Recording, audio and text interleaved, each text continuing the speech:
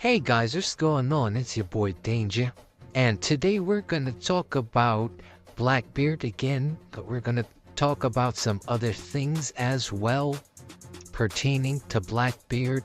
So let's get into it. The first thing we gotta talk about is Blackbeard, and we also have to speak about Eustace Captain Kidd. Now, what does Eustace Captain Kidd has to do with Blackbeard? Well, they're gonna form an alliance, and why would they form an alliance? Well, I got context as to why they would want to form an alliance, you know what I mean? The first thing they have in common is they both hate Shanks, so that's enough of a reason for them to do it. I mean, not even being funny, I'm really being serious. They just don't like Shanks. He's too much of a goody two-shoe type of guy, you know? But ideally, it's because Blackbeard has the skill to attract people around him that are evil but good at the same time. Tied in with the fact that Oda likes repetitive writing, and we've seen Eustace Captain Kidd form alliances before with Luffy and Law, and he formed one before that with Apu and Hawkins. So this would make sense.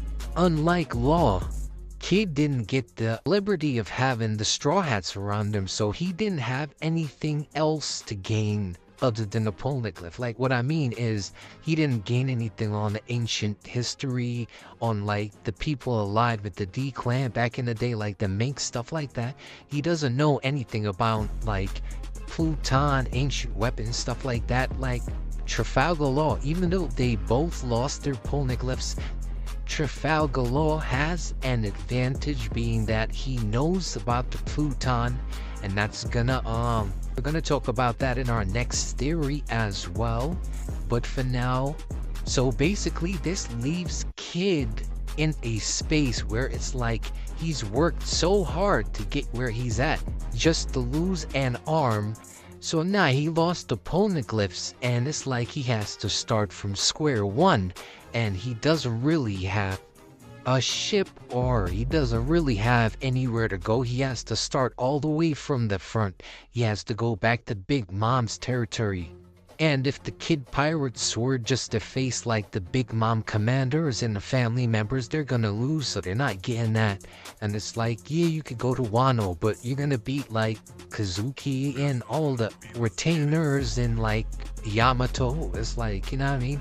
Like, they weren't friends, they were just allied because of Luffy's. So if it's a case where it's like, yo, Luffy ain't here, but y'all are here, they're gonna be like, yo, why are you guys here in Wano? But see, the story for Trafalgar Law is gonna be different, because he's more so gonna side with the Straw Hats and people allied with the Straw Hats. But we're gonna explain that further in our next video, so stay tuned for that. So like, Sabaody and Wano was essentially just to show us that regardless of what everyone says, these three are the strongest supernovas, and that is Law, Kidd, and Luffy. And the rooftop on Wano was to display that these five were the strongest of the supernova. Realistically, Zoro cannot defeat Kidd, because Kidd is his kryptonite, and Law's devil fruit is gonna just destroy Zoro. So let's skip that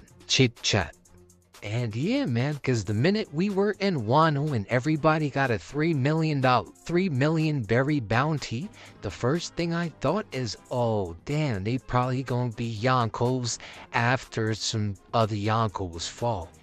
And that is how Oda could set up the story for Kidd, Law, Luffy, and Buggy to be emperors at the end of the story. But that's it for right here, man, and we're gonna talk about something else. And that other thing is Blackbeard's devil fruit, the actual name of it, because we figured it out.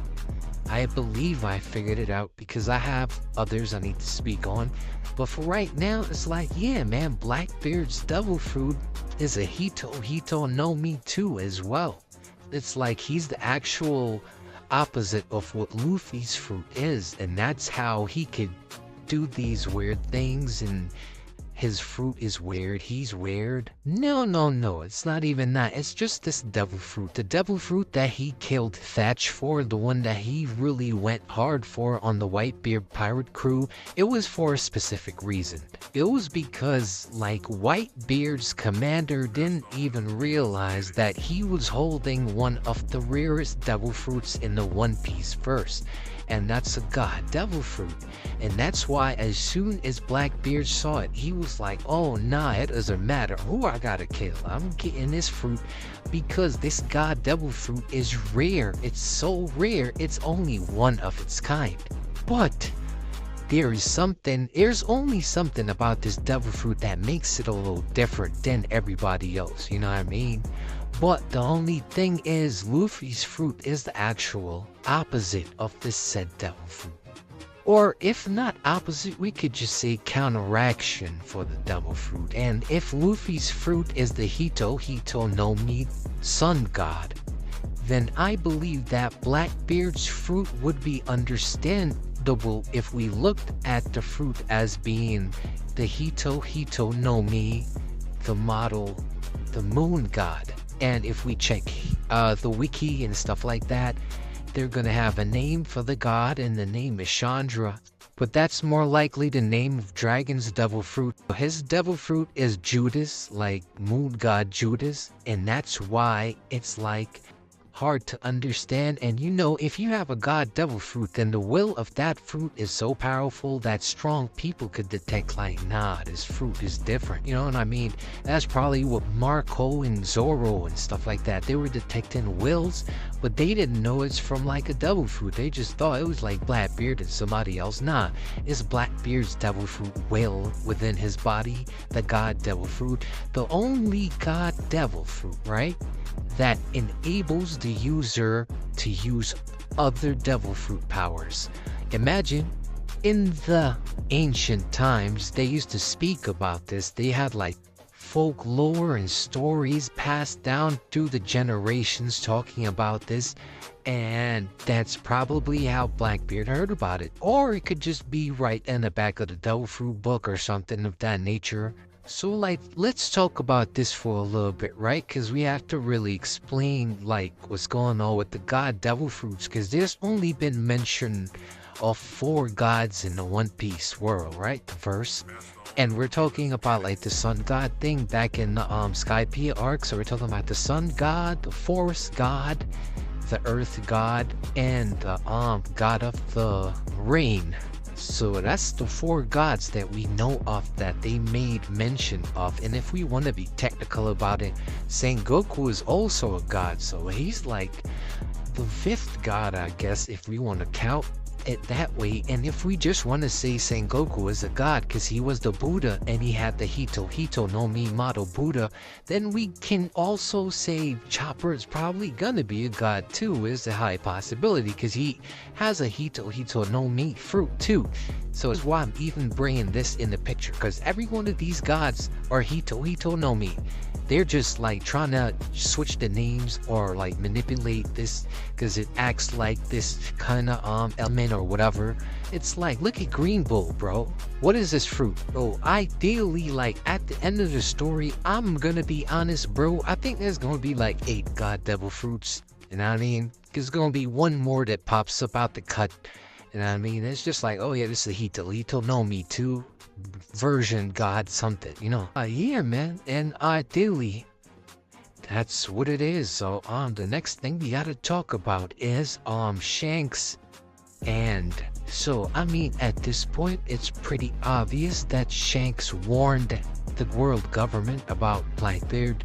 And the reason why I came up with this is basically because it's simple, bro. It's like Oda has a repetitive writing, and back in the days, Shanks went up to a Emperor Yako, this Whitebeard, to warn him like, yo, tell Ace not to fight Blackbeard.